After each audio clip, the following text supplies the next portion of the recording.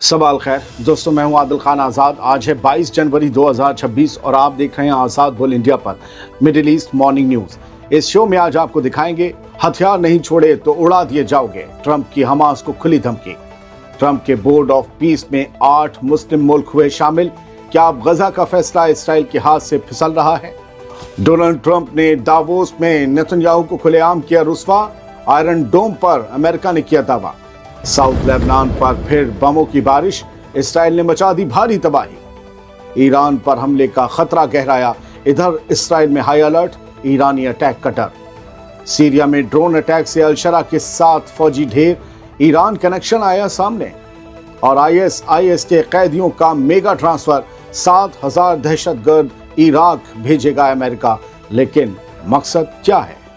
शुरुआत करते हैं इस शो की। डोनाल्ड ट्रंप ने खुली धमकी दी है और कहा है हमास से अगर हथियार नहीं छोड़े तो उड़ा दिए जाओगे। डोनाल्ड ट्रंप की जुबान फिर से तल्ख हो गई है गजा के मामले में। वर्ल्ड इकोनॉमिक फोरम यानी कि WEF के स्टेज से डावोस में ट्रंप ने कल रात साफ कह दिया कि अगर हमास ने हथियार नहीं छोड़े तो उसका अंजाम बेहद खतरनाक होगा। डोनाल्ड ट्रंप ने कहा कि हमास को जो सीज फायर डील मिली है उसमें हथियार सरेंडर करना शामिल है और अगर ये नहीं हुआ तो हमास को ब्लोन अवे यानी उड़ा दिया जाएगा। डोनाल्ड ट्रंप ने यह भी कहा कि हमास के लोग हथियार हाथ में लेकर पैदा हुए हैं, उनके लिए बंदूक छोड़ना आसान नहीं है, लेकिन उन्होंने इस पर हामी भरी है कि वो बंदूक छोड़ेंगे। दोस्तों, ये बयान अपने आप में ये बताता है कि अमेरिका अब सब्र के मूड में नहीं है और सीज फायर के दूसरे फेज में दबाव और ज़्यादा बढ़ाने वाला है हमास के ऊपर और बाकी रेजिस्टेंस मूवमेंट पर भी कि वो सरेंडर करें, अपने हथियार तो कम से कम हैंड ओवर करें। हालांकि ज़मीन पर तस्वीर उतनी सीधी नहीं है दोस्तों। सीज फायर पर हामी भरने के बाद से हमास की तरफ से मिले जुले सिग्नल आते रहे हैं।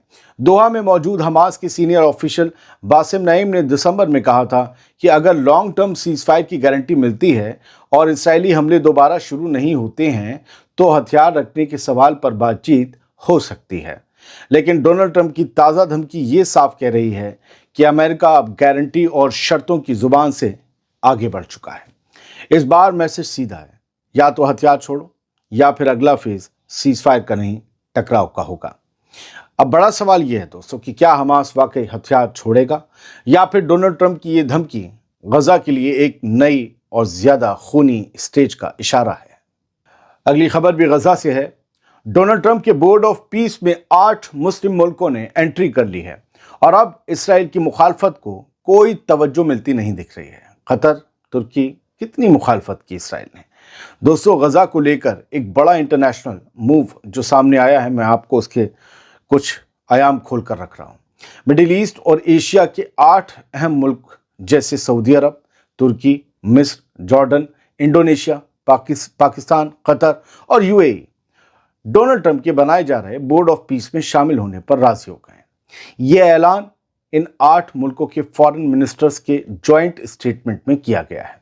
इस बोर्ड का मकसद बताया गया है कि गजा में परमानेंट सीज फायर को मजबूत करना, तबाह हो चुकी गजा पट्टी के रिकंस्ट्रक्शन यानी तामीर नौ में मदद करना और ऐसा सॉल्यूशन आगे बढ़ाना जो फ़लस्तीनी खुद मुख्तारी और अलग रियासत के हक पर बेस्ड हो, वो भी इंटरनेशनल लॉ के फ्रेमवर्क में। मतलब सीधी बात यह है दोस्तों कि अब गजा का फ्यूचर सिर्फ इसराइल, हमास या अमेरिका के हाथ में नहीं छोड़ा जा रहा, बल्कि रीजन के बड़े मुस्लिम और एशियाई प्लेयर्स भी टेबल पर बैठ रहे हैं। लेकिन असली सवाल अभी भी हवा में लटका है। क्या ये बोर्ड ऑफ पीस वाकई गजा के लिए अमन लेकर आएगा या फिर ये सिर्फ एक नया पॉलिटिकल फ्रेम है जिसके पीछे ज़मीनी हकीकत जस की तस बनी रहेगी? इसराइल हमले करते रहेगा जैसे वो लेबनान में कर रहा है, हिजबुल्लाह से सीज फायर के बावजूद। आयरन डोम पर डोनाल्ड ट्रंप ने नेतन्याहू को एक बड़ा झटका दिया है और स्टेज से बिल्कुल रुस्वा कर दिया, जलील कर दिया नेतन्याहू को। नेतन्याहू से कहा है कि क्रेडिट लेना बंद करो, इसका टेक्नोलॉजी हमारी है दोस्त। साथ ही ट्रंप ने अपने गोल्डन डोम को आयरन डोम का बाप तक बता डाला है। दोस्तों, दावोस में WEF में डोनाल्ड ट्रंप ने एक बार फिर नेतन्याहू को खुले स्टेज से लपेट दिया। ट्रंप ने साफ कहा कि इसराइल का आयरन डोम कोई इसराइली कमाल नहीं बल्कि पूरी तरह अमेरिकन टेक्नोलॉजी है और उन्होंने नेतन्याहू से कहा कि वो इसका क्रेडिट लेना बंद करें, क्रेडिट सिर्फ अमेरिका को जाता है। डोनाल्ड ट्रंप ने वर्ल्ड इकोनॉमिक फोरम के स्टेज से कहा कि मैंने बीबी से कहा है आयरन डोम का क्रेडिट लेना छोड़ो, ये हमारी टेक्नोलॉजी है, हमारा सिस्टम है। ये ट्रंप के लफ्ज़ है। इसके साथ ही डोनाल्ड ट्रंप ने अपने ड्रीम प्रोजेक्ट का भी जिक्र किया जिसे वो गोल्डन डोम कह रहे हैं। ट्रंप का दावा है कि अमेरिका अब एक ऐसा डिफेंस डोम बनाएगा जो न सिर्फ अमेरिका बल्कि कनाडा और आगे पूरी दुनिया के लिए गेम चेंजर होगा। ट्रंप ने आयरन डोम की तरफ इशारा करते हुए कहा कि हमने इसराइल के लिए जो किया वो बड़ा था, लेकिन जो अब अमेरिका के लिए प्लान है उसके सामने आयरन डोम कुछ भी नहीं। कहा है ट्रंप ये भी कह रहे थे रात कि इसराइल ने ईरान के न्यूक्लियर खतरे को खत्म किया, जैसा कोई सोच भी नहीं सकता था। हालांकि दोस्तों, इस लाइन पर पहले से ही सवाल उठ रहे हैं कि उसका न्यूक्लियर प्रोग्राम खत्म हुआ है या नहीं हुआ है। खैर, गौर करने वाली बात यह है कि गोल्डन डोम सिस्टम की लागत करीब $175 बिलियन बताई जा रही है और ट्रंप इसे आयरन डोम से कहीं ज्यादा एडवांस बता रहे हैं, यानी बाप बता रहे हैं। कुल मिलाकर दावोस में ट्रंप का मैसेज बहुत सीधा था। आयरन डोम की तारीफ तो ठीक है, लेकिन उसका मालिक अमेरिका है और अब अगला लेवल अमेरिका दिखाने जा रहा है। बात लेबनान की करते हैं। साउथ लेबनान पर एक बार फिर से बमों की बारिश हुई है। भारी तबाही मची। तस्वीरें आप जो देखेंगे उससे आपको अंदाजा हो ही रहा होगा। साउथ लेबनान एक बार फिर धमाकों से दहल उठा।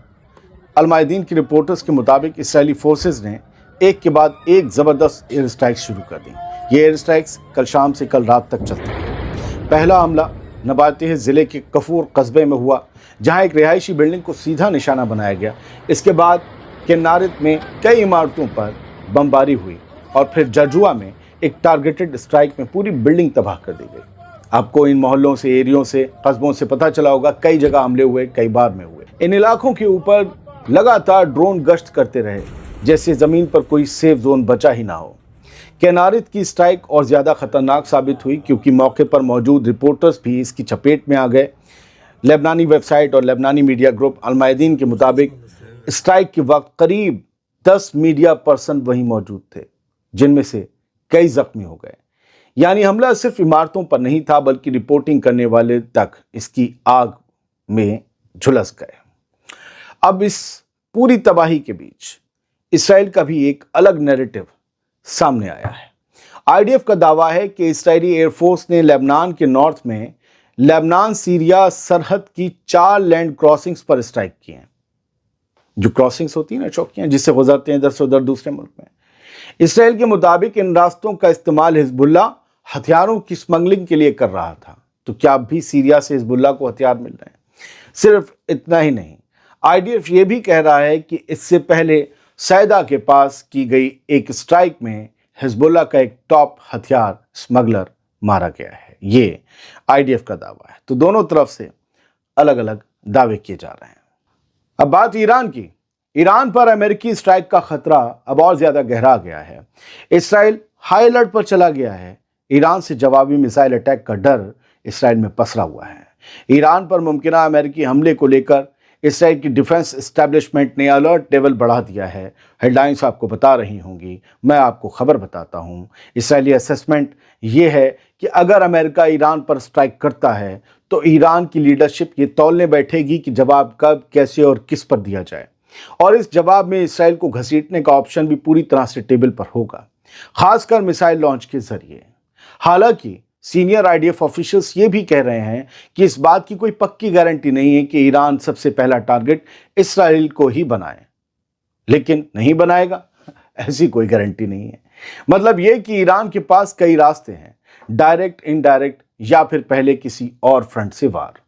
लेकिन असली टेंशन यही है, इसराइल मान रहा है कि अगर जंग शुरू हुई तो वो अकेले नहीं लड़ी जाएगी, क्योंकि ईरान चाहे तो पूरे रीजन को आग में झोंक देगा और इसराइल उस आग की सीधी लाइन में खड़ा हो सकता है। सबसे पहले, बीच में, कभी भी निशाना बन सकता है। अब सवाल ये नहीं रह गया कि हमला होगा या नहीं, सवाल ये है कि अगर पहला बटन दबा तो अगली मिसाइल किस तरफ जाएगी। जिन्हें लगता है कि कोई जंग नहीं हो रही, वो बिल्कुल सही सोच रहे हैं, मैं भी यही चाहता हूं। लेकिन खबरें, तमाम मुल्कों की हेडलाइन, ईरान से आते बयान, ہاتھ کاٹ دیں گے، یہ کاٹ دیں گے، وہ بھی کاٹ دیں گے، خامنہ پر حملہ ہو گیا تو یہ کر دیں گے، جہاد شروع کر. یہ ساری ہیڈ لائنز بتاتی ہیں کہ بابو مونگ پھلیاں نہیں بھن رہی ہیں، کچھ اور ہو رہا ہے، کچھ بڑا ہے جس کا امکان سب کو ہے، اور خبر سمجھنے والے اور پڑھنے والے یہ جانتے ہیں چل کیا رہا ہے. ایران کی سرکاری میڈیا نے ایک ایسا آنکڑا دیا ہے جس نے سب کے ہوش اڑا دیے ہیں. سرکاری ٹی وی کے مطابق دسمبر کے آخر سے شروع ہوئے ہنگاموں اور پروٹیسٹ میں اب تک کل 3000 سے زیادہ لوگ مارے جا چکے ہیں. ایران کے سرکاری آنکڑے کے مطابق اب تک ان دنگوں میں پروٹیسٹ میں 3117 لوگوں کی جان گئی ہے. ایران کے شہید فاؤنڈیشن نے اپنے بیان میں بتایا کہ ان 3000 سے زیادہ مرنے والوں میں 2427 لوگوں کو اسلام کے حساب سے شہید مانا گیا ہے اور انہیں بے گناہ بتایا گیا ہے. 2427 لوگوں میں ایران کی سیکیورٹی فورسز کے جوان اور عام لوگ شامل ہیں. باقی لوگوں کو شاید دنگائی مانا گیا ہے. ادھر ایرانی نظام کے مخالف اور لوگوں کے حق کے لیے لڑنے والوں کا الزام ہے کہ ایرانی حکومت نے ان پروٹیسٹ کو ختم کرنے کے لیے بہت ہی بے رحمی سے اپنا زور آزمایا ہے. اب اتنے بڑے آنکڑے، اتنی بڑی فگر کو خود سرکار کی طرف سے مان لینا یہ صاف کرتا ہے دوستو کہ ایران کے اندر حالات کتنے سنگین ہو چکے ہیں اور کتنا بڑا یہ پروٹیسٹ تھا کہ 3000 سے زیادہ لوگ جن کے بارے میں معلوم ہے. سوال یہ ہے کہ کیا شہید کا درجہ دے کر ایرانی نظام لوگوں کے غصے کو ٹھنڈا کر پائے گا یا یہ آگ ابھی اور بھڑکنے والی ہے. سوال یہ بھی ہے وہ جو ایران کے اندر ایران کے ہی دشمن بیٹھے ہوئے ہیں، وہ جو باہر کی خفیہ ایجنسیوں کے اشاروں پر کام کرتے ہیں، وہ اتنی بڑی فگر سامنے آ جانے کے بعد بھی کیا خاموش ہو جائیں گے؟ ان کا مقصد تو رجیم کو پلٹنا ہے شاید، تو وہ تو لگے رہیں گے. سیریا چلتے ہیں. ڈرون حملے میں سیرین آرمی کے 7 فوجی مارے جانے کی خبر ہے اور اس حملے میں ایرانی اینگل بھی سامنے آیا ہے. سیریا کے نارتھ ایسٹ ہساکا صوبے میں حالات پھر بھڑک گئے ہیں. سیرین ڈیفنس منسٹری کے مطابق YPG-SDF کی طرف سے کیے گئے ایک ڈرون اٹیک میں سیرین آرمی کے 7 فوجی مارے گئے جبکہ 20 سے زیادہ زخمی ہو گئے. یہ حملہ ہتھیاروں کے ایک گودام پر ہوا جہاں زوردار دھماکوں کے بعد پورے علاقے میں افراتفری مچ گئی. سیریا کی سرکاری نیوز ایجنسی ہسانا، اس نے ڈیفنس منسٹری کے میڈیا ڈپارٹمنٹ کے حوالے سے یہ بتایا ہے کہ یہ جو حملہ ہوا ہے یہ اس وقت ہوا جب سیرین فورسز نے الجاروبیہ بارڈر کراسنگ کے قریب ایک سیکرٹ ورکشاپ پکڑ لی تھی. اس ورکشاپ میں ڈرون میونیشن اور IED تیار کیے جا رہے تھے. منسٹری کا دعویٰ ہے کہ اس ٹھکانے سے ایران میں بنے کئی ڈرون برآمد ہوئے ہیں جنہیں SDF ہتھیاروں سے لیس کرنے کی تیاری میں تھی. یعنی زمین پر صرف ٹکراؤ نہیں بلکہ ڈرون وار کی بھی پوری تیاری چل رہی ہے. اب یہ سوچا جا رہا ہے اور پوچھا جا رہا ہے، چرچا ہے کہ SDF کے پاس یہ میڈ ان ایران ڈرونز آخر کہاں سے، کس چینل سے، کس راستے کے تھرو، کس سورس کے تھرو اور کس پارٹی کے تھرو پہنچے ہیں؟ کیا ایران نے ڈائریکٹ انہیں بیچا ہے یا ایران نے کسی اور کو بیچا اور انہوں نے SDF کو بیچ دیا؟ بڑھتے آگے. مڈل ایسٹ سے ایک اور بڑی اور چونکانے والی خبر سامنے آ رہی ہے. امریکی فوج نے سیریا کی جیلوں میں بند ISIS کے ہزاروں لڑاکوں کو یا ہزاروں دہشت گردوں کو عراق بھیجنے کا ایک بڑا مشن شروع کیا ہے. انہیں ڈیٹینیز بھی کہا جاتا ہے کہ جنہیں ڈیٹین کیا گیا ہے. امریکی سینٹرل کمانڈ یعنی سینٹ کام نے اس بات کی تصدیق کی ہے کہ یہ کام شروع ہو چکا ہے ان لوگوں کو ٹرانسفر کرنے کا. خبر کے مطابق سیریا کے ہساکا علاقے سے اب تک کم سے کم 150 ڈیٹینیز کو، دہشت گردوں کو عراق بھیجا جا چکا ہے. لیکن یہ تو صرف شروعات ہے. سینٹ کام کے بیان کے مطابق آنے والے دنوں میں کل 7000 ISIS کے لڑاکوں کو سیریا سے ہٹا کر عراق کے کنٹرول والے قید خانوں میں شفٹ کیا جا سکتا ہے. یہ تمام وہ لوگ ہیں جو اب تک نارتھ ایسٹ سیریا میں کرد فوجوں کے قبضے میں تھے.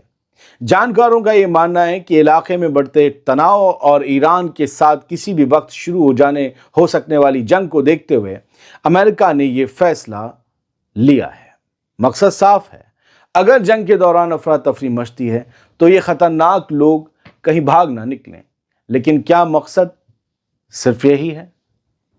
ان سے کیا اگر جنگ بھی ہو جائے تو سیریا میں کیا ہونے والا ہے جبکہ عراق اور ایران کی سرحدیں ملی ہوئی ہیں؟ خیر، ایک طرف ایران اور اسرائیل کے بیچ جنگ کے بادل منڈرا رہے ہیں और दूसरी तरफ इतने बड़े पैमाने पर इन लड़ाकों का ट्रांसफर इलाके में एक नई हलचल पैदा कर रहा है। अब सवाल यह है कि क्या इराक इन हजारों लोगों को संभालने के लिए तैयार है, या ये कदम इस पूरे रीजन के लिए कोई नया खतरा खड़ा कर देगा। एक खबर सूडान से। सूडान के सेंट्रल हिस्से में हालात तेजी से बिगड़ रहे हैं।